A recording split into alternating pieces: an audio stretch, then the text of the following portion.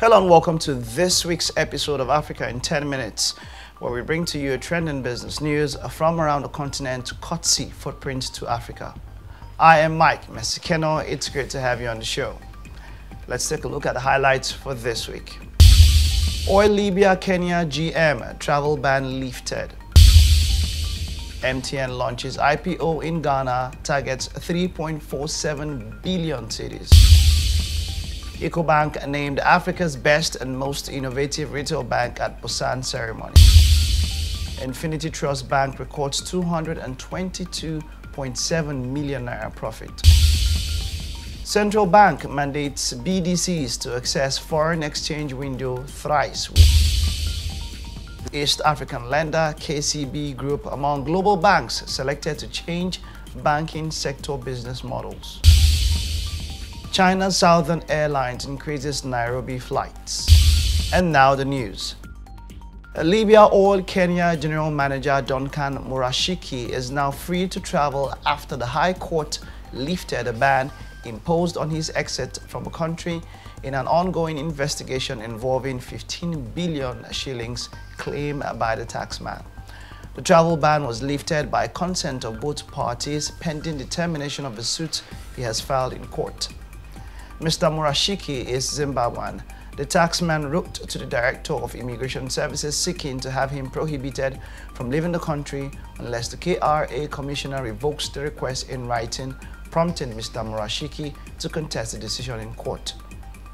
The order by Justice E. Muita reads that until final determination of the petition, an order to issue suspending the departure prohibition order of the first and second respondents issued in May 2018, directing the third respondent to restrain, stop, or prohibit the petitioner from departing Kenya.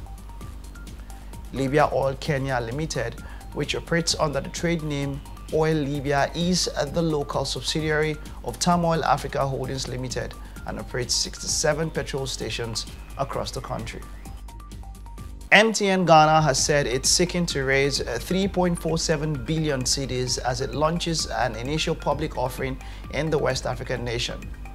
The move will see MTN, which boasts the largest market in Ghana, cede at least 35% of its stake to investors. It is also in fulfillment of a regulatory obligation regarding the purchase of one of the 4G spectrum license from the regulator in 2015. The telecoms giant is targeting up to 4,637,394,533 shares at 75 pesewas per share beginning Tuesday, May 29, 2018 till July 31, 2018. The entire offer will last for 2 months, while the entire process should be completed by September 2018, which will culminate in the listing on the stock market. Pan-African lender Ecobank has won 2 major awards at the African Bankers' prestigious ceremony held in Busan, South Korea this month. The bank was named the best retail bank in Africa after impressing judges with the strides it has made to leverage digital financial services and an enhanced service model to be the retail bank of choice. The accolade comes less than 2 weeks after Ecobank was feted for being the lender with the best digital strategy at a Retail Banker Award ceremony in London earlier in May. Ecobank mobile app, which has now been downloaded by more than 5 million people, took the prize for innovation in banking thanks to the way it has redefined borderless and inclusive banking, along with several other transformative innovations designed to deliver financial services to all. Commenting on the double award win, Omar Ben Yedda, publisher of African Banker, said Ecobank has had a game-changing year. He added that their approach to embracing technology and putting it at the center of their growth strategy has obviously paid dividends. The chairman of Infinity Trust Mortgage Trust Bank PLC, Dr. Adeyinka Bibilari, has declared a profit after tax of 222.72 million naira for the financial year ended December 2017. This, however, is against the 242.86 million naira it announced in its 2016 financial year, representing an 8.3% decrease. The financial statement also shows a 16% decrease in profit before tax, before 312.70 million in 2016 to 260.92 million naira in 2017. Addressing stakeholders at the company's 15th annual general meeting yesterday in Abuja, Bibi Larry, in a statement, said the tough operating environment orchestrated by the nation is in recession for the most part of the year, impacted greatly on the income of most households, which affected purchasing power, savings and investment, culminated into a reduction in the PBT and PAT as against the previous year.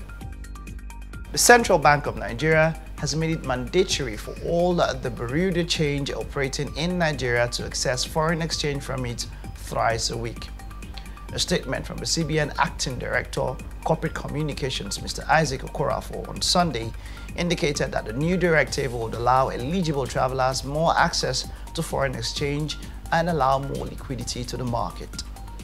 All BDCs shall henceforth access Forex from the CBN on Mondays, Wednesdays and Fridays. It is compulsory that all BDCs access Forex at least 3 times weekly. Any BDC that fails to access the Forex window at least 3 times weekly shall have its license reviewed by the CBN, Okorafor said.